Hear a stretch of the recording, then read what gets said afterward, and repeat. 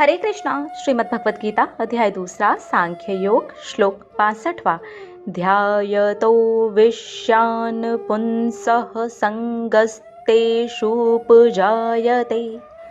संगास्तज्जायते कामः कामात् क्रोधोऽभिजायते।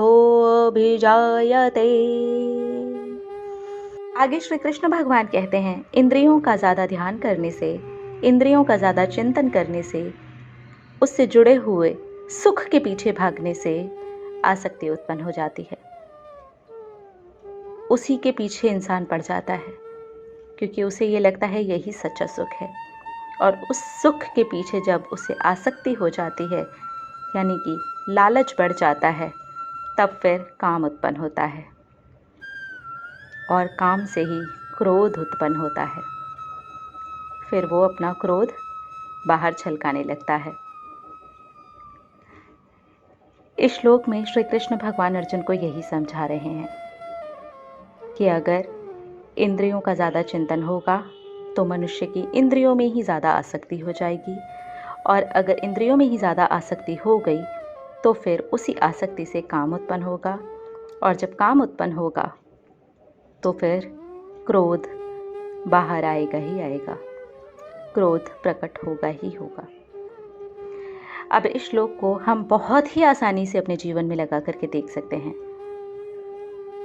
क्योंकि हमें यही लगता है ये इंद्रियों से जो भी सुख मिल रहा है यही सच्चा सुख है, और हम इसी के पीछे भागते रहते हैं। हम सिर्फ और सिर्फ इसी सुख के पीछे भागते हैं, और इसके पीछे भागने से होता है कि सचमुच में काम उत्पन्न हो ही जाता है। उससे जो झूठा सुख मिलता है, उससे जो क्षणिक सुख मिलता है, बाहरी चीज़ें, बाहरी इंसान, बाहरी पैसा, सब कुछ भौतिक, उससे सुख जो मिलता है उसे ही काम कहा जाता है। ये उत्पन्न हो जाता है क्योंकि अब हमें इंद्रिय सुख असली लगने लगता है,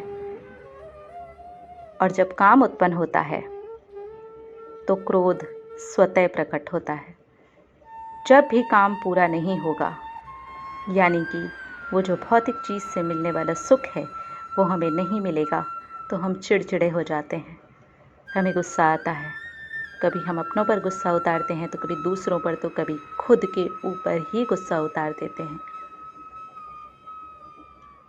क्रोध कैसे उत्पन्न हुआ? आसक्ति से। आसक्ति कैसे उत्पन्न हुई? इंद्रियों के ऊपर ज़रूरत से ज़्यादा ध्यान लगा देने से, उसके झूठे और क्षणिक सुख को ही सच्चा सुख समझ लेने से।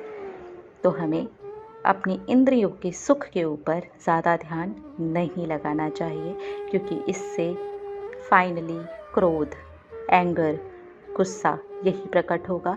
और जब भी गुस्सा हम करते हैं तो सबसे पहले हम अपना नुकसान करते हैं। मिलेंगे अगले श्लोक में और देखेंगे हमारी श्रीमद् भगवत गीता हमें क्या शिक्षा दे रही है। हरे कृष्णा।